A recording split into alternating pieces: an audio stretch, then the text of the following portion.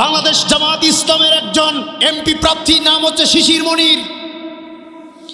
তিনি সোশ্যাল মিডিয়ায় এসেছে, কোন দলকে উপরে রাখার জন্য বলছি না মুসলমান। তিনি এসে বারবার সোশ্যাল মিডিয়া একটা কথাই বলছে, আমি শিশির মনির যদি বাংলাদেশের পার্লামেন্টের একজন সদস্য হতে পারি, যতদিন আমি সদস্য থাকব বাংলাদেশের পার্লামেন্ট থেকে একটা টাকা বেতনও নিব না। বলেন না সুবহানাল্লাহ। এমন কোন মায়ের বেটা আছে ইতিপূর্বে এরকম কমিটমেন্ট করতে পারে? শিশির মনির বলেছে, যতদিন বাংলার মসনদে আমি বসবো, রাষ্ট্রীয় কোষাগারের তেল দিয়ে আমার গাড়ির চাকা 1 মিটারও ঘুরবে না। আওয়াজ দিয়ে বলেন আল্লাহু আকবার। এমন কোন যোগ্য ন্যায় নিষ্ঠাবান নেতা বাংলার জমিনে দ্বিতীয়টা দেখাতে পারবে না। শিশির মনির বলেছে, বাংলাদেশের মসনদে আমার মতো শিশির মনির যদি একটা বার যাওয়ার সুযোগ পায়, আমি কোনো রাষ্ট্রীয় ভবনে থাকবো না। আমাকে আল্লাহ যে ভবন দিয়েছে সেটার মধ্যে থেকেই ইসলামী রাষ্ট্রের কাজ করে বাংলার সাধারণ মানুষের ভাগ্যের উন্নয়ন করার কাজ করব। আওয়াজ দিয়ে বলেন আল্লাহু আকবার। মুহাম্মদুর রাসূলুল্লাহ সাল্লাল্লাহু আলাইহি ওয়াসাল্লামের সামনে হযরত ওমর রাদিয়াল্লাহু তাআলা আনহু বলেন, ইয়া রাসূলুল্লাহ, ইয়া হাবিবাল্লাহ, কোরআনুল কারীমের আইন বাদ দিয়ে অন্য কোনো আইন যদি আমরা মানি, ও আল্লাহর নবী, কি শাস্তি হতে পারে আপনি বলেন? আল্লাহর নবী বললেন, খবরদার, এই কথাটা তুমি তোমার জবান দিয়ে দ্বিতীয়বার উচ্চারণ করো না। আল্লাহ যে কোরআন দিয়েছে এটার বাইরে মুসলমান চলতে পারে না, কোনো ইমানদার এটার বাইরে কোনো কাজ করতে পারে না, এটার বাইরে কোনো দলকে আর মানুষেরা অ্যাকসেপ্ট করতে চাইবে না। ও ওমর, দ্বিতীয়বার আর তুমি আল্লাহর কোরআনের বাইরের কোনো আইনের কথা তুমি বলো না। যদি এমনটা বলো, এই রাস্তা থেকে যদি তুমি ছিটকে যাও, আল্লাহর লানত তোমার উপরে বর্ষিত হবে। বলেন নাউজুবিল্লাহ। তাগুত বলা হয় ওই শক্তিকে যেই দিকে আল্লাহর কথা সেটার বাদ দিয়ে, সেটাকে উল্টায়া দিয়ে আরেকটা আইন বানায়, আরেকটা পদ্ধতি বানায়, আরেকটা তরিকা বানায়, আরেকটা রাস্তা বানায়। ওই নবসৃষ্ট রাস্তাটার নাম হচ্ছে তাগুত। অনলি ওয়ান ফাইনাল রেসপন্সিবিলিটি, আমাদের দায়িত্ব হচ্ছে আগামী দিনে চোখ কান খোলা রেখে মুসলমান নবাবগঞ্জের জনগণ, নারী পুরুষ হিন্দু মুসলিম বৌদ্ধ সবাই মিলে এক জায়গায় হয়ে একটা বার দেখা দরকার যে এই কোরআনুল কারীম দিয়ে আল্লাহর নবী 10 বছর রাষ্ট্র পরিচালনা করেছেন, যেই কোরআন দিয়ে সাহাবা আজমাইন 30 বছর রাষ্ট্র পরিচালনা করেছেন, এই কোরআন দিয়ে বাংলাদেশের মাত্র 5টা বছর কি পরিচালিত হতে পারে না? আওয়াজ দিয়ে বলেন পারে না। ভাগ্যের পরিবর্তনের জন্য আল্লাহ পাক এই কোরআন আমাদের কাছে নাজিল করে দিয়েছে। কিন্তু বড়ই ভারাক্রান্ত হৃদয় নিয়ে আজকে বলতে হয়, এই কোরআনকে আমরা আজকে দাওয়াতের কিতাব বানিয়ে ফেলেছি। এই কোরআনকে শুধু আমরা মসজিদের ভিতরে আবদ্ধ করে রাখতে শিখেছি। এই কোরআনুল কারীমকে শুধু মাদ্রাসার ভিতরেই তাক বন্ধ করে রাখার জন্যই আমরা চেষ্টা করতেছি। এই কোরআনুল কারীমকে আল্লাহ নাজিল করে দিয়েছেন সার্বজনীনভাবে। হিন্দু বৌদ্ধ খ্রিস্টান মুসলিম সহ অন্যান্য ধর্মাবলম্বী যারাই বাংলাদেশের জমিনে বাস করবে, তাদের জন্যই এখন সমূহ সম্ভাবনার সূর্য উঠে গেছে। ওই মাইকেল হস্টিং বলেছে, ইউরোপের বিজ্ঞানী বলেছে, আগামী দিনে বাংলাদেশের জনগণেরা ঐক্যবদ্ধ হয়ে দলমত নির্বিশেষে সবাই কাঁধে কাঁধ মিলিয়ে নারী পুরুষ নির্দ্বিধায় এক জায়গায় হয়ে এই আল্লাহর সূর্যটাকে, তার মানে কোরআনটাকে আঁকড়ে যদি ধরতে পারে, নিশ্চিতভাবে বলা যেতে পারে বাংলাদেশের উন্নয়ন আমার ইউরোপকেও ছাড়িয়ে যাবে। বলেন না কথা ঠিক না ঠিক? এটা আমার কথা নয়, মাইকেল হস্টিং ইউরোপের বিজ্ঞানী খ্রিস্টান পাদ্রী, তিনি ভবিষ্যৎবাণী করে গেছেন। আমাদের বাংলাদেশের বর্তমান প্রেক্ষাপটকে নিরীক্ষণ করে, পর্যবেক্ষণ করে তিনি একটা থিসিস বের করে দিয়েছেন। প্রায় 18 পৃষ্ঠার একটা ভলিউম তিনি লিখেছেন। বলেন আল্লাহু আকবার। ভাইরা আমার, গভীর মনোযোগ। আল্লাহ রাব্বুল আলামিন এই মানবতার জন্য কোরআনুল কারীম নাজিল করেছেন। শুধু নামাজ পড়ার জন্য নয়, হজ করার জন্য নয়, যাকাত দেওয়ার জন্য নয়, দাওয়াত খাওয়ার জন্য নয়, মসজিদে ইমামতি করার জন্য নয়, মাদ্রাসার ওস্তাদগিরি করার জন্য নয়, বৎসরে একটা বার তাফসীর মাহফিলের আয়োজন করবে, শুধু কোরআন এই জন্য নাজিল হয় নাই। এই কোরআনুল কারীম নাজিল হয়েছে লিতাহকুমা বাইনান নাস। আল্লাহ রাব্বুল আলামিন বলেন, রান্নাঘর থেকে সংসদ ভবন পর্যন্ত মানুষের জীবনের প্রত্যেকটা সেক্টরে সেক্টরে, পারিবারিক জীবন, রাষ্ট্রীয় জীবন, ব্যবসায়িক জীবন, সাংসারিক জীবন, বাচ্চা কাচ্চা লালন পালন থেকে শুরু করে বিবাহ শাদী নিয়ে, এমনকি নিজের জীবনের চুলগুলি, মাথার চুলগুলি কিভাবে আপনি আঁচড়াবেন সেটার নির্দেশনাও আল্লাহ রাব্বুল আলামিন কোরআনে দিয়ে দিয়েছে। এবং রাষ্ট্র কাঠামো কিভাবে আল্লাহ রাব্বুল আলামিনের আইন মোতাবেক চালানো যায়, সেই জন্য রাব্বুল আলামিন আমাদের উপরে কোরআনুল কারীম নাজিল করে দিয়েছে। বলেন সুবহানাল্লাহ। আর আমরা বলেছি সেটা মসজিদেই থাকবে আর মাদ্রাসায় থাকবে, এটা সংসদে আনা যাবে না। এইরকম মনোভাব, এইরকম কুমন্ত্রণা এখন বাংলাদেশের মুসলমানদের কানের ভিতরে বলা হচ্ছে কিনা? বলেন, বলা হচ্ছে কিনা? বলা হচ্ছে ইসলামের সাথে রাজনীতির কোনো সম্পর্ক নাই, কোরআনের সাথে রাজনীতির কোনো সম্পর্ক নাই।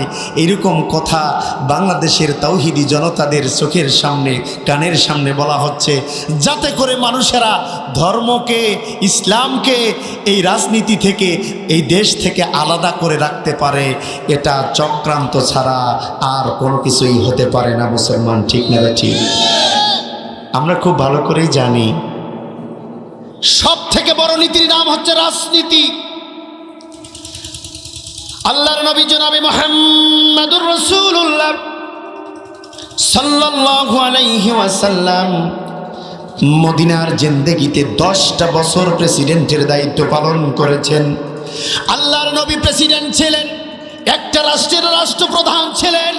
আল্লাহর নবীর কনস্টিটিউশন ছিল কোরআন, আল্লাহর নবীর সংবিধান ছিল কোরআন। এই কোরআনুল কারীমের আইন দিয়ে, বিধিবিধান দিয়া বিশ্ব নবী 10 বছর রাষ্ট্র চালিয়েছে। এবার বলেন, রাষ্ট্র আর ইসলাম কোনোদিন আলাদা হতে পারে নাকি? কিন্তু তারা যে বলতেছে যে এই কোরআনের সাথে, ইসলামের সাথে রাজনীতির সম্পর্ক নাই, কেন বলতেছে বলেন? না না ভাইরা আমার শোনেন, মানুষেরা যদি কোরআন দিয়ে রাজনীতি করে, মানুষেরা যদি আল্লাহর বিধান দিয়ে রাজনীতি করে, এই আল্লাহর কোরআন দিয়ে রাজনীতি করলে পরে রাজনীতিটা স্বচ্ছ হয়ে যাবে, নির্ভেজাল হয়ে যাবে, ভাইরাস মুক্ত হয়ে যাবে, কলুষ মুক্ত হয়ে যাবে।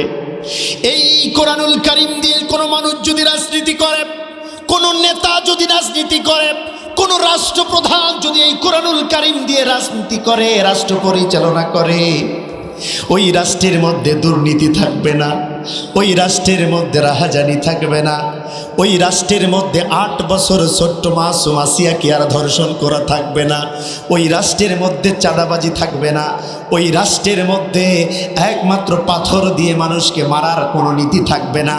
এই রকম কাজ কারবারকে দুনিয়ার জমিন থেকে চিরতরে কবর রচনা করে দেওয়ার জন্যে আল্লাহ রাব্বুল আলামিন কোরআনুল কারীম নাজিল করে দিয়েছে রাজনীতি করার জন্যে। কিন্তু যারা বাম, যারা রাম, যারা নাস্তিক, যারা কোরআনের আইনে বিশ্বাসী না, তারা বুঝে গেছে এই কোরআন দিয়ে যদি বাংলার মসনদ পরিচালিত হয়, এই বাংলাদেশটা যদি কোরআন দিয়ে পরিচালিত হয়, এই অপরাধগুলি তো আমরা সবাই করি, এই অপরাধ আগামী দিনে আর করা যাবে না। এই জন্যে তারা কোরআনটাকে, ইসলামটাকে রাজনীতিতে আসতে দেয় না। ঠিক না বে ঠিক? ভাইরা আমার, কোরআন দিয়ে আবু বকর রাদিয়াল্লাহু তাআলা আনহু 3 বছর রাষ্ট্র চালিয়েছে, হযরত ওমর রাদিয়াল্লাহু তাআলা আনহু চালিয়েছে, হযরত ওসমান চালিয়েছে, হযরত ওমর রাষ্ট্র চালিয়েছে। প্রায় 30টা বছর আল্লাহর নবী মুহাম্মদুর রাসূলুল্লাহ সাল্লাল্লাহু আলাইহি ওয়াসাল্লামের 4 জন রাষ্ট্রপতি, 4 জন খলিফা রাষ্ট্রপতি হয়ে এই কোরআনুল কারীমটা দিয়ে রাষ্ট্র পরিচালনা করেছে। একটা টাকা দুর্নীতির কোনো রকম খোঁজ খবর পাওয়া যায় নাই, একটা মানুষকে ধর্ষণের কোনো অভিযোগ পাওয়া যায় নাই, এক টাকা চাঁদা উঠার কোনো অভিযোগ খুঁজে পাওয়া যায় নাই। এবার বামার আমরা বুঝে গেছে, আবার যদি সেই কোরআন দিয়ে মুসলমানেরা রাষ্ট্র চালাতে চায়, আমরা যে দুর্নীতি করতেছি আমাদের গোমরটা ফাঁস হয়ে যাবে, জনগণ আমাদেরকে থুতু দিয়ে জুতা পিটা ঝাঁটা পিটা করে বাংলার জমিন থেকে তাড়িয়ে দেবে। বলেন কথা ঠিক না ব্যাঠি? এই জন্যে তারা বলেছে না না, ধর্ম দিয়ে রাজনীতি করা যাবে না। কারণ ভালো করেই জানে ধর্ম যদি রাজনীতিতে চলে আসে, বড় বড় মদের বোতল আর খাওয়া যাবে না। বহির্বিশ্ব থেকে টাকা ছাপানোর অবৈধ মেশিন আর বাংলাদেশে আনা যাবে না। লক্ষ লক্ষ কোটি কোটি এতিমের টাকা আর মেরে খাওয়া যাবে না। একটা রিক্সাওয়ালার কাছ থেকেও 20 টাকা চাঁদা কালেকশন করা হচ্ছে, এটা করা যাবে না। নৌকা লঞ্চ ঘাটে একটা করে মজুরের কাছ থেকে, কুলির কাছ থেকে 100 টাকা করে দৈনিক চাঁদা আর নেওয়া যাবে না। এই নিশ্চিত, এই নিশ্চয়তা, ন্যায় নিষ্ঠা প্রতিষ্ঠা করতে পারে একমাত্র আল্লাহ রব্বুল আলামিনের কোরআনুল কারীম। বলেন সুবহানাল্লাহ। খলিফাতুল মুসলিমিন হযরত ওমর রাদিয়াল্লাহু তাআলা আনহু বলেছে, দুনিয়ার মানুষের আল্লাহ পাক যে কোরআন আমাদের উপরে নাজিল করেছেন, এই কোরআন দিয়ে যদি আগামীর দেশটা তোমরা সাজাতে চাও, আগামীর রাষ্ট্রটা যদি পরিচালনা করতে চাও, আমি ওমরকে মানুষ যেমন বাধা দিয়েছে তোমাদেরকেও বাধা দেবে, তোমাদেরকেও গালিগালাজ করবে, তোমাদেরকেও নতুন করে রাজাকার বানাবার চেষ্টা করানো হবে। কিন্তু খবরদার খবরদার, আল্লাহর আইন ছাড়া দ্বিতীয় কোনো আইন বাংলার জমিনে, সারা বিশ্বের জমিনে তোমরা মানবে না।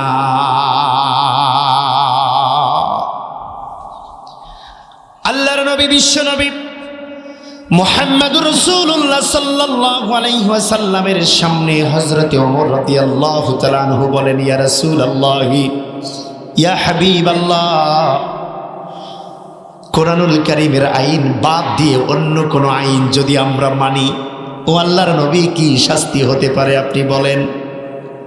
আল্লাহর নবী বললেন, খবরদার, এই কথাটা তুমি তোমার জবান দিয়ে দ্বিতীয়বার উচ্চারণ করো না। আল্লাহ যে কোরআন দিয়েছে এটার বাইরে মুসলমান চলতে পারে না, কোনো ইমানদার এটার বাইরে কোনো কাজ করতে পারে না, এটার বাইরে কোনো দলকে আর মানুষেরা অ্যাকসেপ্ট করতে চাইবে না। ও ওমর, দ্বিতীয়বার আর তুমি আল্লাহর কোরআনের বাইরের কোনো আইনের কথা তুমি বলো না। যদি এমনটা বলো, এই রাস্তা থেকে যদি তুমি ছিটকে যাও, আল্লাহর লানত তোমার উপরে বর্ষিত হবে। বলেন নাউজুবিল্লাহ। সাথে সাথে সূরা বাকারার 256 নম্বর আয়াতে কারিমা বিশ্ব নবীর উপরে নাজিল হয়ে গেল। বলেন সুবহানাল্লাহ।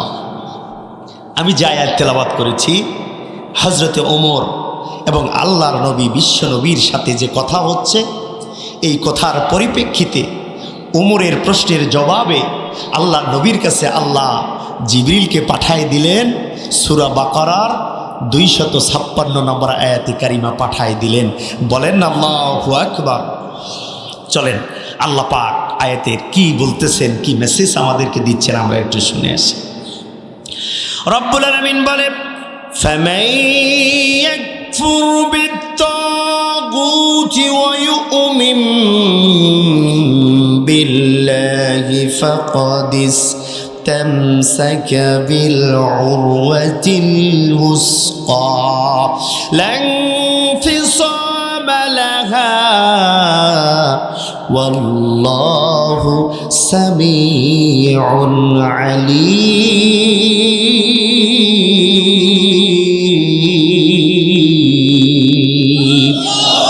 রব্বুল আলামিন বলে, দুনিয়ার মানুষেরা রে, ও দিনাজপুরের মানবতা, আমি আল্লাহ রব্বুল আলামিন কি তোমাদেরকে বলতে চাই, একটু কান খুলে শোনো। ফামান ইয়াকফুর বিত্তাগুত,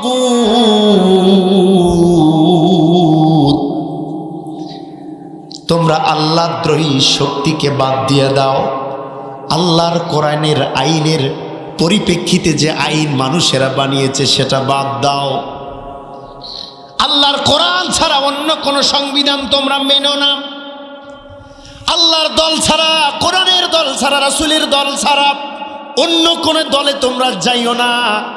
আল্লাহর রাসূলকে ভোট দেয়া ছাড়া, আল্লাহকে ভোট দেয়া ছাড়া, আল্লাহর মনোনীত প্রার্থীকে ভোট দেয়া ছাড়া অন্য কোনো প্রার্থীকে তোমরা ভোট দিবা না। আয়াতের অর্থ ভালো করে বুঝতে হবে। ফামান ইয়াকফুর বিত্তাগুত, কোরআনের বাইরে যে আইনটা রয়েছে, কোরআনের সংবিধানের বাইরে যে একটা সংবিধান আছে, এটাকে তোমরা মানবে না, এটাকে তোমরা অস্বীকার করো, এটাকে তোমরা ডিলেট করো, এটাকে তোমরা ডিনাই করো, এটাকে তোমরা রিজেক্ট করো, এটাকে তোমরা তালাক দাও। সুবহানাল্লাহ। ঘোষণা কার? আরো জোরে বলেন, ঘোষণা কার? ফামান ইয়াকফুর বিত্তাগুত, তাগুতকে তোমরা অস্বীকার করো। মা মা'না তাগুত লুগাতান ওয়া শাহরাতান, what is the definition of তাগুত? তাগুত কাকে বলে ভাইরা আমার শোনেন, 12টার মধ্যেই দোয়া হয়ে যাবে, কোনো চিন্তার কারণ নাই। লং সময়, দীর্ঘ সময় আমি আপনাদের সামনে কথা বলবো না।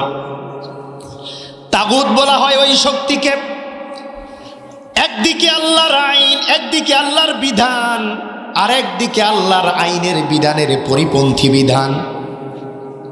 দুই দিকে দুইটা আইন, একদিকে আল্লাহর আইন, একদিকে শয়তানের আইন। একদিকে আল্লাহর কথা, আরেকদিকে শয়তানের কথা। একদিকে আল্লাহর দল, আরেকদিকে শয়তানের দল। একদিকে আল্লাহর বাহিনী, আরেকদিকে শয়তানের বাহিনী। একদিকে আল্লাহর দাওয়াত, আরেকদিকে শয়তানের আহ্বান। যেই দিকে আল্লাহর দাওয়াত সেটা হচ্ছে আল্লাহর লাইন, আল্লাহর পথ, দ্বীনের পথ।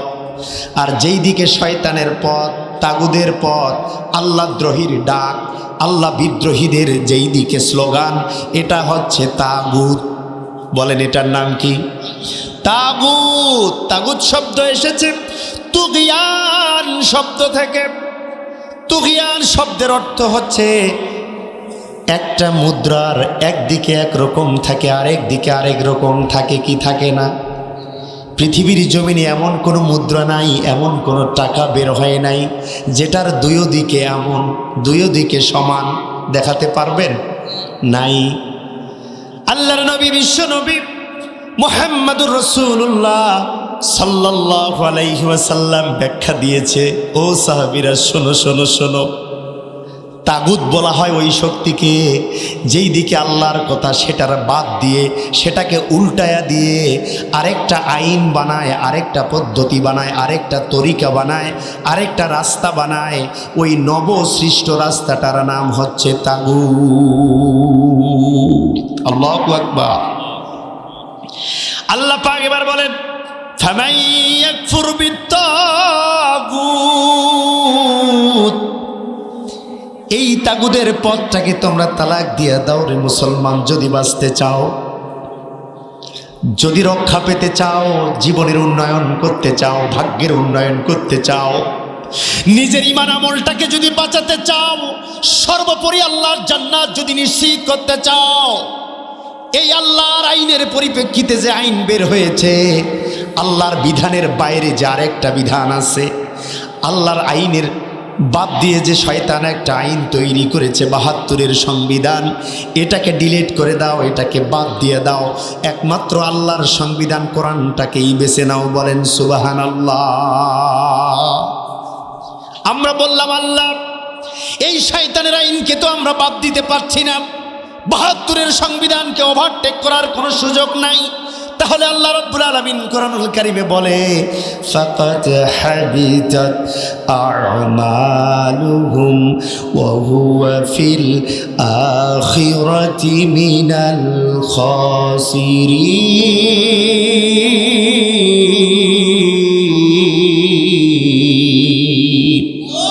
যদি বাদ দিতে না পারো, শয়তানের পিছু যদি ছাড়তে না পারো, আল্লাহদ্রোহী শক্তির পিছনটা যদি ছাড়তে না পারো, নাস্তিক মুরতাদের দল যদি ত্যাগ করতে না পারো, তোমার জীবনের সমস্ত আমলকে আমি আল্লাহ নস্যাৎ করে দেব, ডিলিট করে দেব, দরিয়ায় ভাসায় দেব, ধ্বংস করে দেব। কিয়ামতের ময়দানে তুমি ক্ষতিগ্রস্ত হয়ে যাবা। আওয়াজ দিয়ে বলেন না নাউজুবিল্লাহ। কে বলেছেন? চিৎকার মেরে বলেন, কে বলেছেন? বলেন কোরআনের আইনের বাদ দিয়ে কোরআনের আইনের পরিপ্রেক্ষিতে অনেক মত, অনেক পথ দুনিয়ার জমিনে এখন চালু আছে না নাই? আরো জোরে বলেন, আছে না নাই? আমরা দুই একটা এক্সাম্পল আপনাদের সামনে দিতে চাই। ও নবাবগঞ্জের মুসলমানরা, রাস্তায় যখন আপনারা চলবেন, ডান দিকে চলবেন না বাম দিকে চলবেন? কথা বলেন, দুই একজন বলেন কোন দিকে চলবেন? আল্লাহ রাব্বুল আলামিনের বিধান বলে ডান দিকে চলো, মুসলমানরা বলে ডান দিকে চলো, শরীয়ত বলে ডান দিকে চলো, কোরআন বলে ডান দিকে চলো, তোমরা ডানপন্থী, রাসূল বলে ডান দিকে চলো, তোমরা আমার ডানপন্থী উম্মত। বলেন বাংলাদেশে যখন আপনি চলবেন, আইন হচ্ছে কোন দিকে চলা? হ্যাঁ, আল্লাহর আইনে কোন দিকে চলা? শয়তানের আইনে, বাংলাদেশের আইনে কোন দিকে চলা? বাম দিকে চলা। ভালো করে বুঝেন। আপনি গাড়ি নিয়ে চলছেন, আপনি ভাবলেন আমি আল্লাহর আইনে চলবো, দুনিয়ার কোনো আইনে আমি চলবো না। ডান দিকে 95 কিলোমিটার স্পিডে আপনি মোটরসাইকেল চালাচ্ছেন, ডান দিকে, কারণ আপনি কোরআন মানেন। ট্রাফিক সার্জেন্ট সামনে দাঁড়িয়ে আছে, স্টপ করে দিল, দাঁড়াও। 95 কিলোমিটার স্পিডে গাড়ি চালাও, তাও আবার রং রোটে। কি রোটে? রং রোটে। বলবেন স্যার আমি তো সঠিক রোটে আছি, রাসূল বলেছে, আল্লাহ বলেছে ডান দিকে চলো, আমি ডান দিকেই যাই। পুলিশ আপনাকে স্যালুট দেবে, সার্জেন্ট আপনাকে পুরস্কৃত করবে? করবে না কেন? আপনি তো আল্লাহর আইনের উপরেই আছেন। ও ভাইরা আমার, ভালো করে বুঝতে হবে তাগুত কাকে বলে। আল্লাহ একটা আইন বানিয়েছে ডান দিকে চলার, আর বাংলাদেশের মানুষেরা একটা আইন বানিয়েছে বাম দিকে চলার। এই নতুন করে নবসৃষ্ট যে পথ, এই পথটাকেই বলা হচ্ছে তাগুত। বলেন এই পথটার নাম কি? তাগুত। এখন যদি বাংলাদেশের বর্তমানে প্রেক্ষাপটে আপনি আল্লাহর আইন মোতাবেক ডান দিকেই চলতে চান, কেস খাওয়া লাগবে কি লাগবে না? মামলা খাওয়া লাগবে কি লাগবে না? জরিমানাও খাওয়া লাগবে কি লাগবে না? ও ভাইরা আমার, লাগবে। তাহলে আপনি আল্লাহর আইনে চলতে গেলে বাধাগ্রস্ত হবেন, মামলা খাবেন, আপনি আপনার গাড়িটা থানায় নিয়ে যাওয়া হবে। তাহলে বলবেন হুজুর আল্লাহর আইন আমি মানতে চাই, কিন্তু কেস খাবো কেন? ভাইরা আমার, আল্লাহর আইনটা মানার আগে আপনাকে আর একটা কাজ করতে হবে, সেটা হচ্ছে শয়তানের আইনটাকে আগে লাথি মারতে হবে। আল্লাহর আইনটা মানার আগে তাগুতকে আপনাকে বর্জন করতে হবে। এই জন্য আল্লাহ পাক এই কোরআনুল কারীমের মধ্যে বললেন, ফামাইয়াকফুর বিত্তাগুত ওয়া ইউমিন বিল্লাহ। আল্লাহু আকবার।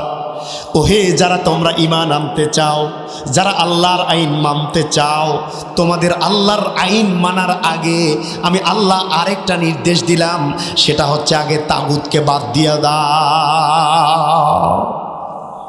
তাহলে আল্লাহর আইন মানার আগে আরেকটা আইন মানতে হবে। বলেন তো সে আইনটা কি? তাগুতকে বাদ দিতে হবে। কি বাদ দিতে হবে বলেন? বলেন কি বাদ দিতে হবে? আমরা নামাজ পড়তে যাই, কার আইন মানব? কিন্তু আমরা যে তাগুদের দলে আছি, একসাথে তো দুইটা আইন মানা সম্ভব নয়। আল্লাহর আইন যারা মানবে তার আগে আপনাকে বলা হচ্ছে, ও নামাজি মসজিদে তুমি ঢুকতেছ, সমস্ত মানব রচিত আইনকে আগে তালাক দিয়ে তারপরে মসজিদে ঢুকো। কিন্তু আমাদের মধ্যে আমরা হাজারো নামাজি আছি, হাজারো মা বোন আছি, নাস্তিকের দলেও আছি, আল্লাহদ্রোহী শক্তির পিছনেও আছি, আবার আল্লাহ রাব্বুল আলামিনের নামাজের দলেও আছি। একসাথে দুইটা চলে? বলেন চলে? আল্লাহ বলছে ফামাই ইয়াকফুর বিত্তাগুত, আগে ওই রাস্তা, ওই পথ, ওই মত, ওই দল, ওই ভোটাভুটি, ওই রাজনীতি, ওই মিটিং, ওই মিছিল বাদ দিয়ে দাও, সমস্ত কিছু তালাক দিয়ে দাও। এই দুনিয়ার জমিনে বাপের আইন, মায়ের আইন, স্বামীর আইন, বাপের আইন, বেটির আইন, সমস্ত আইনকে আগে লাথি মেরে সাগরে নিক্ষেপ করে দাও। এরপরে আমার নামাজে আসো, এরপরে তুমি আমার বিধানের পিছনে আসো। দুনিয়ার রচিত মানুষের এই পচা আইনের উপরে থেকে আল্লাহর ইবাদত কখনো আল্লাহর কাছে কবুল হবে না। আওয়াজ দিয়ে বলেন কথা ঠিক না বেঠিক? একসাথে দুই আমল চলে না। আপনাকে আগে সঠিক পথটা নির্বাচন করার আগে খারাপ পথটাকে আগে বাদ দিতে হবে। ভাইরা আমার, আমাদের মধ্যে হাজারো আলেম ওলামা রয়েছে, আমরা তাগুদের দলে নির্বাচন করি, ভোট দেই, মিটিং করি, মিছিল করি, আবার নিজেকে আলেম দাবি করি, আছে না নাই? আল্লাহর নির্দেশনা কি? সূরা বাকারার 256 নম্বর আয়াতে কারিমা আল্লাহ কি বলেছে? ফামাই ইয়াকফুর বিত্তাগুত, সমস্ত কিছু মানব রচিত আইনকে বাদ দিয়ে দাও, ওয়া ইউমিন বিল্লাহ, এরপরে আমি আল্লাহর উপর ঈমান আনো। এটাও যদি করো, ওটাও যদি করো, ফাকাত হাবিতাত আমালুহুম, তোমার সমস্ত আমল নষ্ট হয়ে যাবে। কিয়ামতের ময়দানে বাংলার জনগণকে ক্ষতিগ্রস্ত হয়ে যেতে হবে।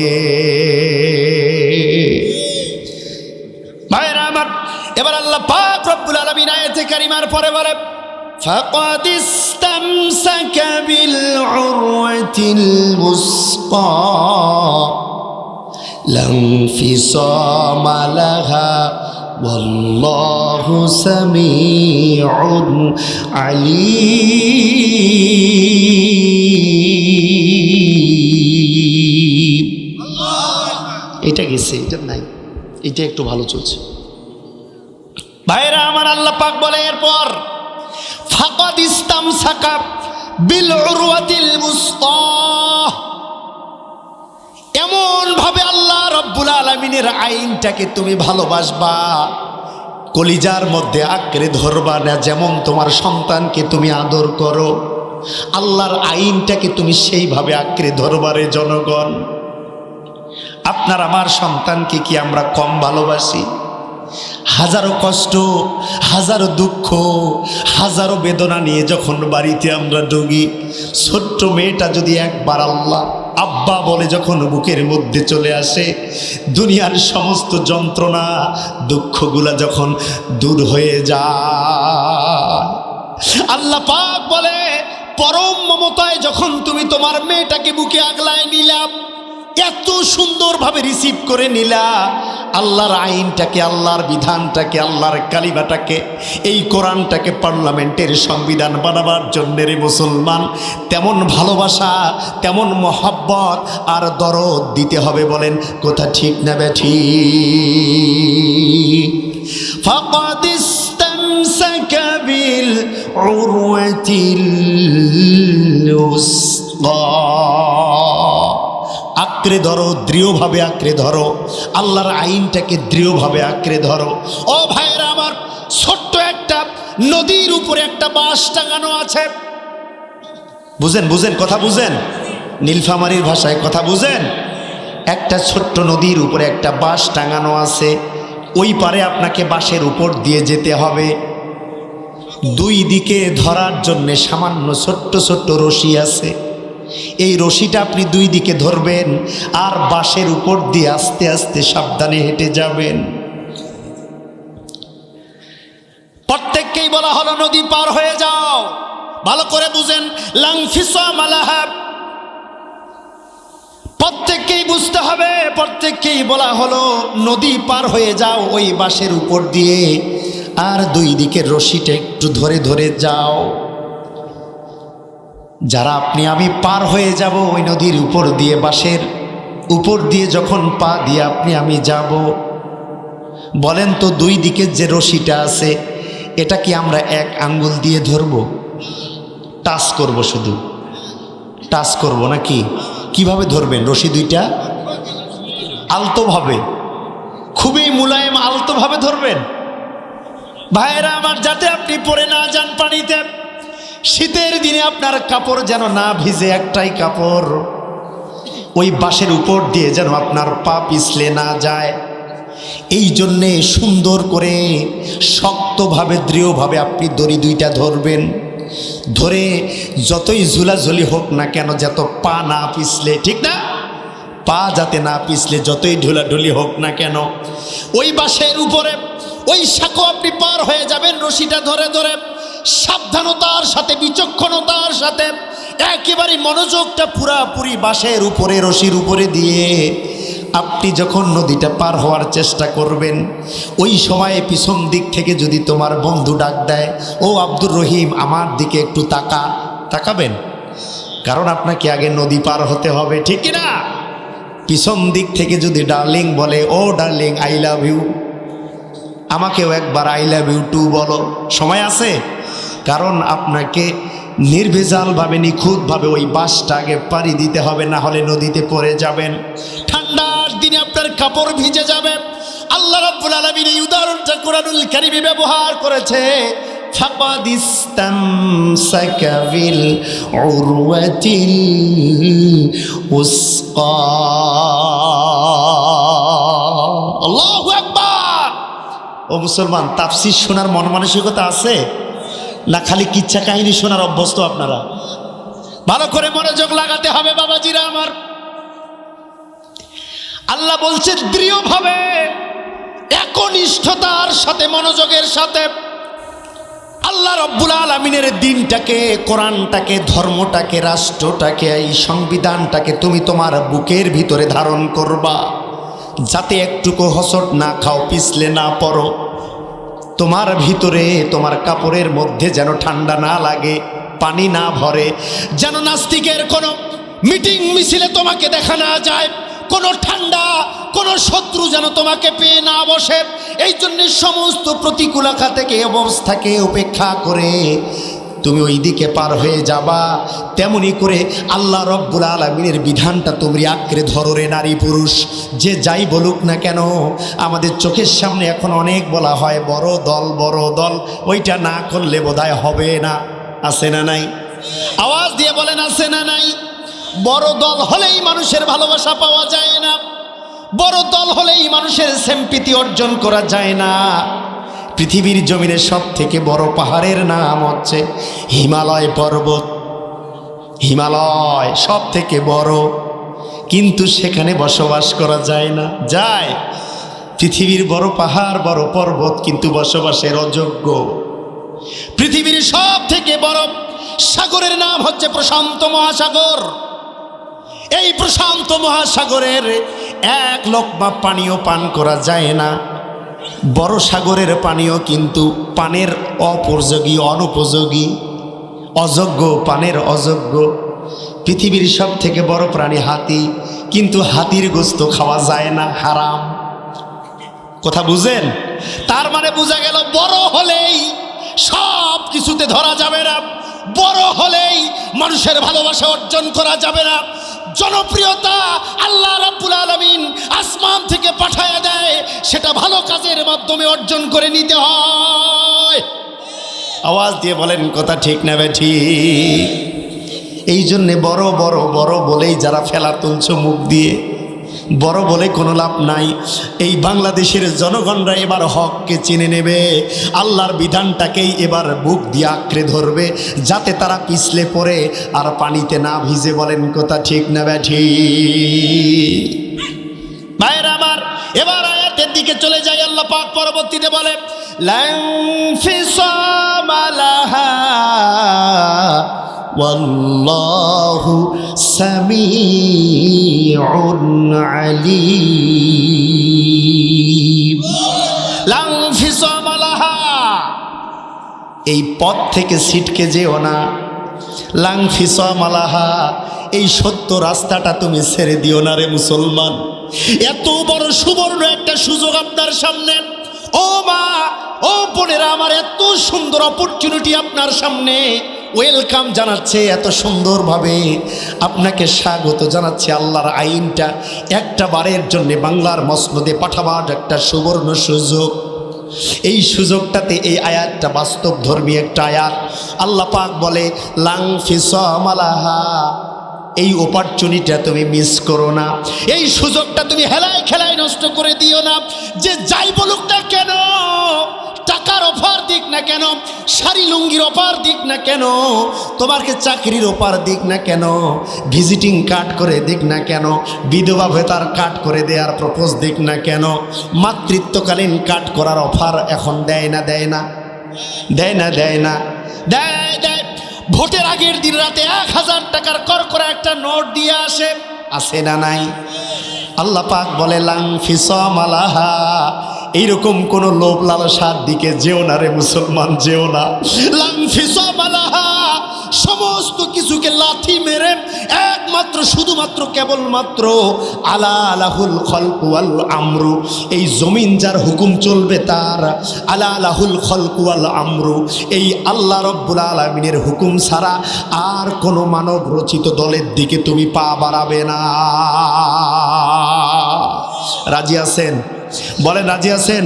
লিল্লাহি তাকবীর। হয় নাই সবাইকে বলতে হবে লিল্লাহি তাকবীর।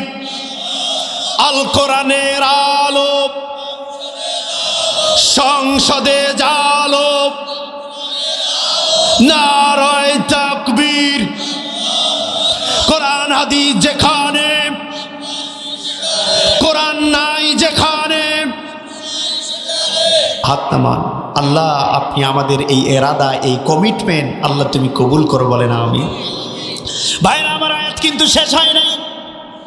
আল্লাহ পাক বলেন লাং ফিসামালাহা, এই পথ থেকে যেন তুমি ছিটকে না যাও, ওই বাস থেকে যেন তুমি পিছলে পানিতে না পড়ো রে মুসলমানেরা।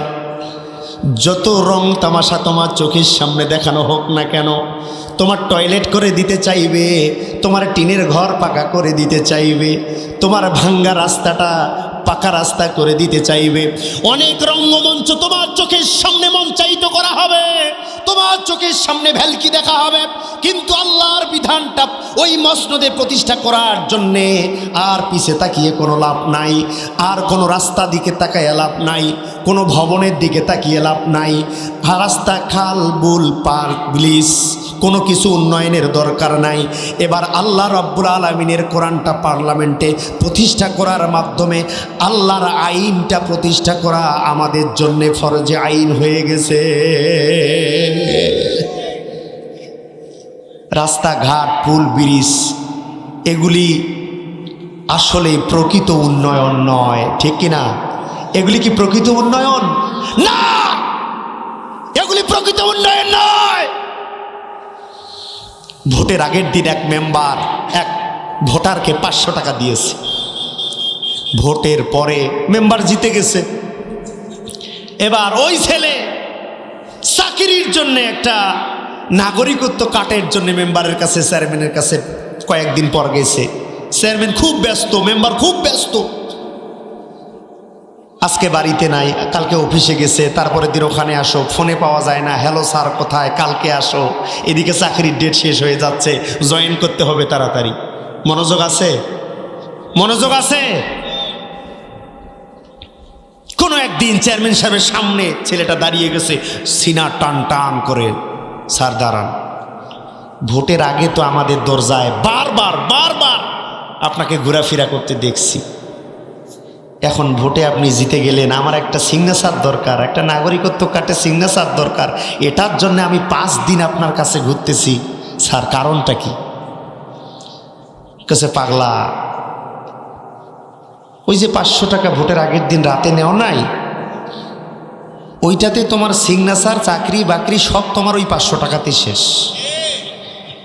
বাকি যে 5 বছর আছে এগুলো সব আমার, অতএব আমার পাশে ঘুরে লাভ নাই, ওই 500 টাকার মধ্যেই তুই একটা সিল বানায় সিগনেচার করে নিস, যা। ভাইয়েরা মানুষ ভালো করে শোনেন, দুনিয়ার কোনো স্বার্থ আসলেই কোনো উন্নয়ন নয়। দুনিয়ার কোনো রাস্তাঘাট, কালব্রিজ, কোনো প্রতিষ্ঠানের উন্নয়ন মানে বাংলাদেশের জনগণের ভাগ্যের প্রকৃত উন্নয়ন নয়। বাংলাদেশের জনগণের প্রকৃত উন্নয়ন হচ্ছে একজন যোগ্য শাসক, বাংলার মসনদে বসবে, খুঁজে খুঁজে খুঁজে খুঁজে ওমর রাদিয়াল্লাহু তাআলা আনহুর মতো যার যেটা পাওনা রাতের অন্ধকারে তার বাড়ির মধ্যে সেটা দিয়ে আসবে। বলেন সুবহানাল্লাহ। খলিফাতুল মুসলিমিন ওমর ইবনুল খাত্তাব রাদিয়াল্লাহু তাআলা আনহু রাতের অন্ধকারে একটু আশপাশে পায়চারি করছে। হঠাৎ করে দেখা গেল একটা বুড়ির কান্না। হযরত ওমর রাদিয়াল্লাহু তাআলা আনহু যে বলে, বুড়িমা কান্দো কেন? বলে খাবার নাই, রোজা আর কত থাকবো, রোজা থাকতে থাকতে নিজের পেটটা পিঠিতে লেগে গেছে, আর রোজা থাকতে পারি না, এত খিদা। হযরত ওমর রাদিয়াল্লাহু তাআলা আনহু বলছে, মা একটু দাঁড়াও, বাড়িতে যে রাষ্ট্রীয় কোষাগারের মধ্যে যে নিজের কাঁধের মধ্যে মাথার উপরে খাবার দাবার কাপড় চোপড় সব কিছু নিয়ে আসে রাতের অন্ধকারে বুড়িকে দিয়ে দিয়েছে। এবার বুড়ি বলে, ও ওমর, এগুলো তো তুমি তোমার প্রজার দ্বারাই দিয়ে দিতে পারতে, তোমার রাষ্ট্রীয় কাজে নিয়োজিত কর্মচারীর মাধ্যমে তুমি আমাকে পাঠিয়ে দিতে পারতাম। হযরত ওমর সেই দিন উত্তর দিয়েছে, বুড়িমা, ইসলামের যারা রাষ্ট্রপতি হবে, ইসলামের যারা শাসক হবে, তারা কখনো কাজ সহজে বাতাবে না, কমান্ড সহজে করবে না। রাষ্ট্রের যারা শাসক হবে, যারা ইসলামী শাসক হবে, নিজে যার কি দরকার তার বাড়িতে নিজের হাতে পৌঁছায় দিবে রাতের অন্ধকারে। সুবহানাল্লাহ। বাংলাদেশ জামাত ইসলামের একজন এমপি প্রার্থী, নাম হচ্ছে শিশির মনির। তিনি সোশ্যাল মিডিয়ায় এসেছে, কোনো দলকে উপরে রাখার জন্য বলছি না মুসলমান। তিনি এসে বারবার সোশ্যাল মিডিয়া একটা কথাই বলছে, আমি শিশির মনির যদি বাংলাদেশের পার্লামেন্টের একজন সদস্য হতে পারি, যতদিন আমি সদস্য থাকব, বাংলাদেশের পার্লামেন্ট থেকে একটা টাকা বেতনও নিব না। বলেন না সুবহানাল্লাহ। এমন কোন মায়ের বেটা আছে ইতিপূর্বে এরকম কমিটমেন্ট করতে পারে? শিশির মনির বলেছে, যতদিন বাংলার মসনদে আমি বসবো, রাষ্ট্রীয় কোষাগারের তেল দিয়ে আমার গাড়ির চাকা 1 মিটারও ঘুরবে না। আওয়াজ দিয়ে বলেন আল্লাহু আকবার। এমন কোন যোগ্য ন্যায় নিষ্ঠাবান নেতা বাংলার জমিনে দ্বিতীয়টা দেখাতে পারবে না। শিশির মনির বলেছে, বাংলাদেশের মসনদে আমার মতো শিশির মনির যদি একটা বার যাওয়ার সুযোগ পায়, আমি কোন রাষ্ট্রীয় ভবনে থাকবো না। আমাকে আল্লাহ যে ভবন দিয়েছে সেটার মধ্যে থেকেই ইসলামী রাষ্ট্রের কাজ করে বাংলার সাধারণ মানুষের ভাগ্যের উন্নয়ন করার কাজ করব। আওয়াজ দিয়ে বলেন আল্লাহু আকবার।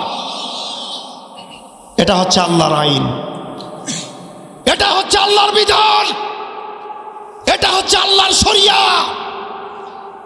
এটার বাইরে যারা চলবে, আল্লাহ বলছে তাদেরকে তালাক দাও, তাদেরকে ডিলিট করো, তাদের দল ছেড়ে দাও। যদি ছেড়ে না দাও তোমার আমল শেষ, আর কিয়ামতে তুমি ক্ষতিগ্রস্ত হয়ে যাবা। চিল্লায় বলেন নাউজুবিল্লাহ। আমরা কি ক্ষতিগ্রস্ত হতে চাই? ক্ষতিগ্রস্ত হতে চাই, জাহান্নামী হতে চাই? অনলি ওয়ান ফাইনাল রেসপন্সিবিলিটি, আমাদের দায়িত্ব হচ্ছে আগামী দিনে চোখ কান খোলা রেখে মুসলমান নবাবগঞ্জের জনগণ, নারী পুরুষ হিন্দু মুসলিম বৌদ্ধ সবাই মিলে এক জায়গায় হয়ে একটা বার দেখা দরকার, যেই কোরআনুল কারীম দিয়ে আল্লাহর নবী 10 বছর রাষ্ট্র পরিচালনা করেছেন, যেই কোরআন দিয়ে সাহাবা আজমাইন 30 বছর রাষ্ট্র পরিচালনা করেছেন, এই কোরআন দিয়ে বাংলাদেশের মাত্র 5টা বছর কি পরিচালিত হতে পারে না? আওয়াজ দিয়ে বলেন পারে না?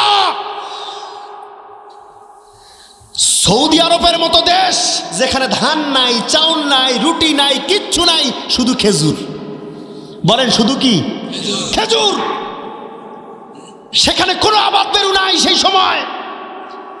এইরকম অনুর্বর একটা দেশকে কোরআন যদি সোনার রাষ্ট্রে পরিণত করতে পারে, আমার সুজলা সুফলা বাংলাদেশ, যেই বাংলাদেশ ফজরের আজান দিয়ে শুরু হয়, যেই বাংলাদেশে সকাল 7টায় পান্থা আর কাঁচামরিচ খেয়ে আমার দেশের সাধারণ মানুষেরা ফসল ফলানোর জন্য এই জমিনের বুকে চলে যায়, আমার জোহরের নামাজ জামাতে পড়ে আর এক মুঠো গরম ভাত খেয়ে আমার আবার জমিনে চলে যায় মাগরিবের নামাজের সময়, সারাদিন ফসল ফলিয়ে সংসারটা রূপে গুণে গুণান্বিত করে 500 টাকার কাজ করে 1000 টাকার কাজ করে মনে মন আমাদের মাচা ভরে যেই বাংলাদেশ ফসল আমাদেরকে উপহার দেয়, এই সুজলা সুফলা বাংলাদেশটা এই 5টা বছর কি কোরআন দিয়ে পরিচালিত হতে পারে না? ও মুসলমান, কবে বুঝবেন? কবে শুভবুদ্ধির উদয় হবে? একটা উর্বর দেশটাকে এই কোরআন যদি সোনার দেশ বানাতে পারে, আর আমার দেশ তো আগের থেকেই সোনা, সুবহানাল্লাহ বলেন। আমার দেশ আগের থেকে কি সোনার দেশ। এদেশের কোনো অভাব নাই, এদেশের রত্ন ভাণ্ডারের কোনো অভাব নাই, রবি শস্যের কোনো অভাব নাই। এদেশের একটা মাত্র অভাব, সেটা হচ্ছে যোগ্য নেতার অভাব। আওয়াজ দিয়ে বলেন ঠিক না ঠিক? মোস্ট ডিস্ট্রিবিউট এটার অভাবে, সুষম বন্টনের অভাবে, ন্যায্য পরিচালনার অভাবে, যোগ্য নেতার অভাবে, আর এই কোরআনুল কারিমটা সংবিধান না হওয়ার অভাবে আমার বাংলাদেশটাকে 55 বছর থেকে লুটে পুটে খাওয়া হয়েছে। আওয়াজ দিয়ে বলেন কথা ঠিক না ঠিক? লাস্ট মুভমেন্টে 24-এর গণ অভ্যুত্থানের পূর্বে এমন ষড়যন্ত্র করা হয়েছে বাংলার মুসলমান, আমার এই সোনার দেশটাকে মোদির কাছে, দিল্লির কাছে বিক্রি করার জন্য ষড়যন্ত্রের ছক আঁকানো হয়েছে। আমার যেই দেশটা এখন মালয়েশিয়াকে চ্যালেঞ্জ করার উপযোগী হয়ে গেছে, সুইজারল্যান্ডকে চ্যালেঞ্জ করার উপযোগী হয়ে গড়ে উঠতেছে, তখন আল্লাহদ্রোহী শক্তি ওই তাগুদেরা দেখলো, হারে আগামী দিনে তো বাংলাদেশের উন্নয়নটা তো মুলবিদের হাতে চলে যাবে, আলেমদের হাতে চলে যাবে, ইসলামের হাতে চলে যাবে। এটা রাসূলের ভবিষ্যৎবাণী আছে, অতএব এটা হতে দেয়া যাবে না। এটা হওয়ার আগেই এই বাংলাদেশ নামক ভূখণ্ডটাকে বিদেশিদের কাছে বিক্রি করে দিয়ে আমরা বাইরে যে সুখে শান্তিতে থাকব, এইরকম হীন পরিকল্পনা যারা করেছে, আল্লাহ রস্তে বাংলার জনগণ তাকে জুতা মেরে দেশ থেকে বের করে দিয়েছে। বলেন বলেন কথা ঠিক নেবে ঠিক?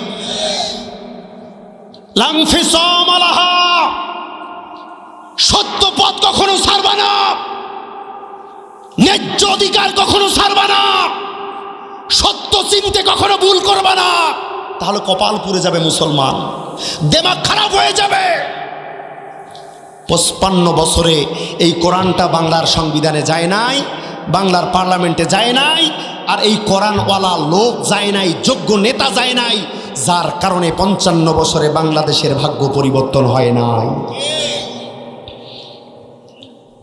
বাংলাদেশের খাদ্য সৌদি আরবে যায়, বাংলাদেশের পোশাক শিল্প আমেরিকায় যায়, বাংলাদেশের তাঁতি শিল্প বহির্বিশ্বে যায়, বাংলাদেশের আর্মি বহির্বিশ্বে সুনাম কুড়ায়, বাংলাদেশের খেলোয়াড় বাইরে যে ট্রফি নিয়ে আসে, বাংলাদেশের সোনার সূর্য সন্তান হাফেজে কোরআনরা সারা বিশ্বকে পিছনে ফেলে বাংলাদেশের মুখ উজ্জ্বল করে নিয়ে আসে।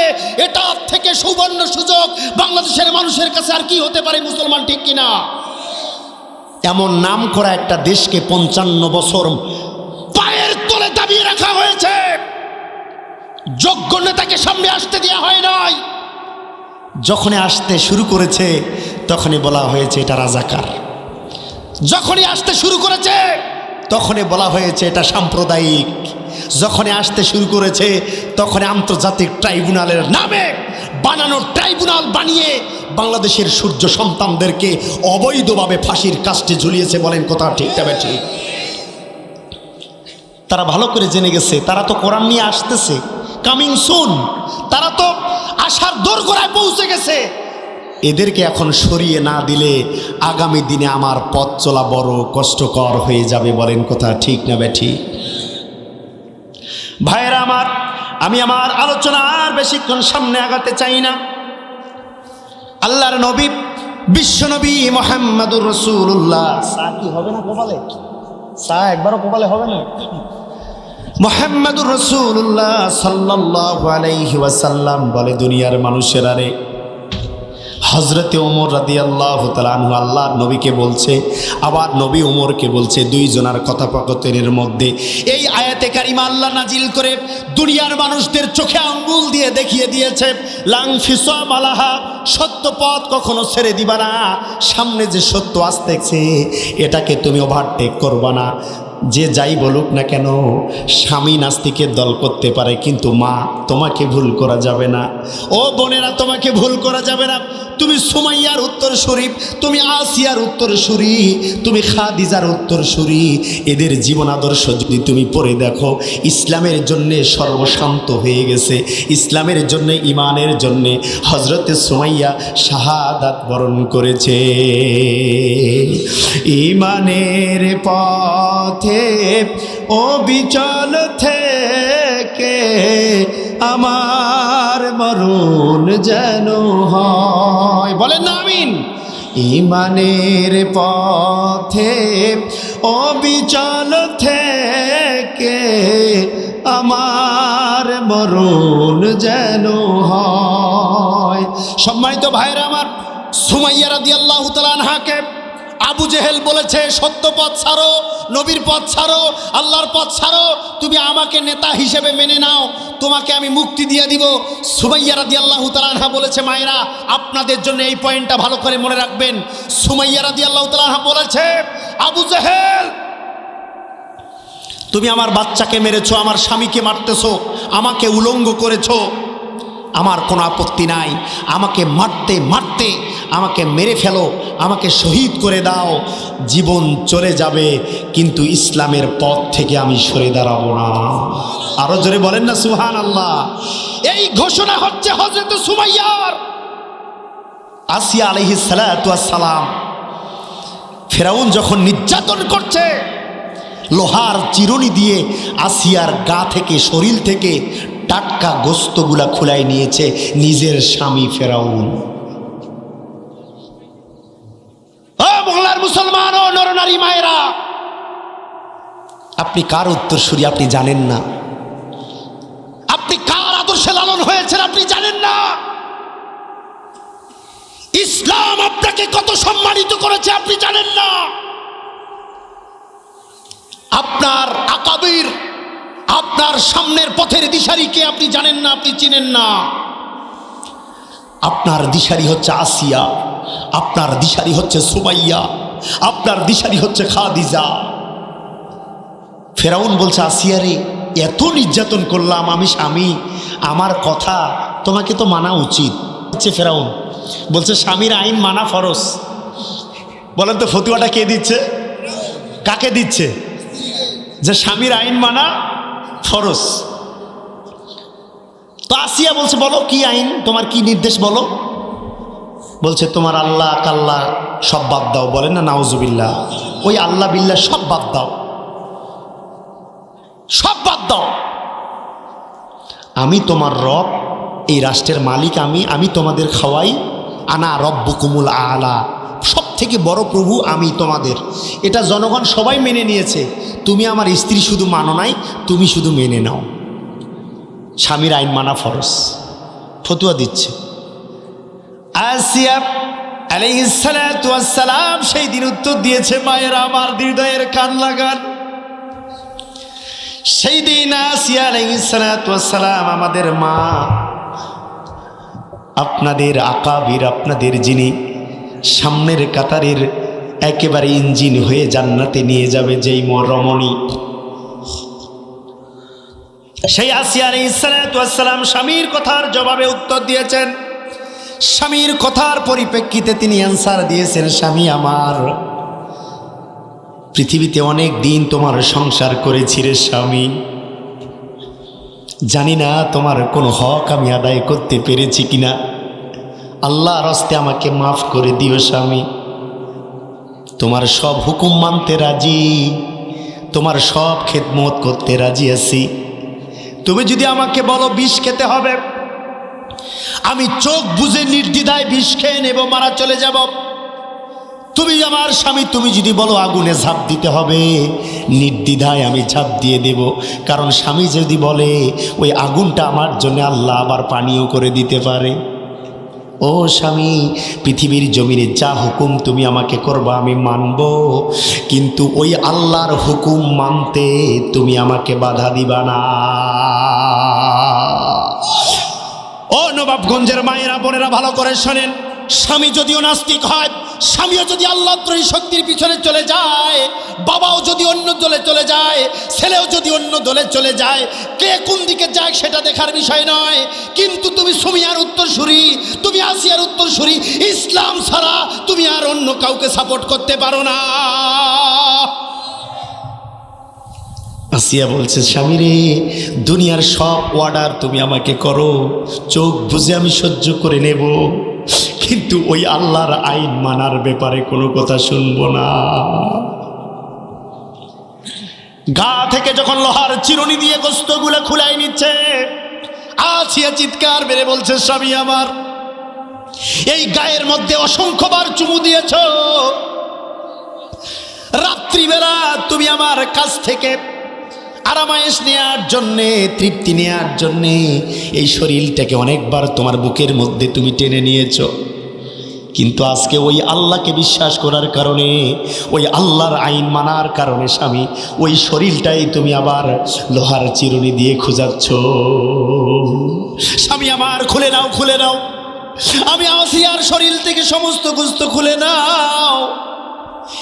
যেই গোস্ত তোমার নাপাক পানি জড়িয়ে আছে, যেই গোস্তের সাথে অপবিত্র পানি মিশাই আছে, যেই গোস্তের সাথে, এই গোস্ত নিয়ে আমি আল্লাহর পবিত্র জান্নাতে যেতে চাই না। দেখেছেন ঈমান কাকে বলে? এই নবাবগঞ্জের নারী, চিন্তা করে দেখার ঈমান কাকে বলে। আসিয়া বলছে, স্বামী খুলে নাও, আমার সব গোস্ত খুলে নাও। শেষ করে দেবো, একটু কালেকশন করে নাকি? আচ্ছা ঠিক আছে, আমার সমস্ত গোস্ত খুলে নাও, কারণ এই অপবিত্র গোস্ত নিয়ে আমি আল্লাহর পবিত্র জান্নাতে যেতে চাই না, কারণ এই গোস্তের সাথে তোমার অপবিত্র পানি জড়িয়ে আছে। খুলে নাও। আছে এরকম ইমানদার নারী? পাওয়া যাবে খুঁজে একটা? যাবে না। ও মায়েরা, আপনি কার উত্তরসূরি আপনি আবার জানেন না। আল্লাহর কসম করে বলি, আল্লাহর কসম করে বলি, একটা বারের জন্যই যদি এই কোরআনের আইনের পক্ষে এবার আপনার লাস্ট ফাইনাল সিদ্ধান্তে আপনি উপনীত হতে পারেন, হতে পারে এবার সিদ্ধান্তটায় আপনার আমার কলিজাকে, আপনার আমার নসিবকে, আপনার আমার কপালকে, সদা সর্বদা বাংলাদেশের জনগণের ভাগ্যকে খুলে দিতে পারে। বলেন কথা ঠিক কিনা? আসিয়া আলাইহিস সালাতু ওয়াস সালাম ফিরআউনকে বলেছে, স্বামী আমার, আপনি পৃথিবীর রব হতে পারেন, আপনি আপনার এই সাম্রাজ্যের মালিক হতে পারেন স্বামী, কিন্তু আমি যে আল্লাহকে চিনি, যে আল্লাহকে চিনি, যে আল্লাহকে মানি, সেই আল্লাহ আপনি হতে পারেন না।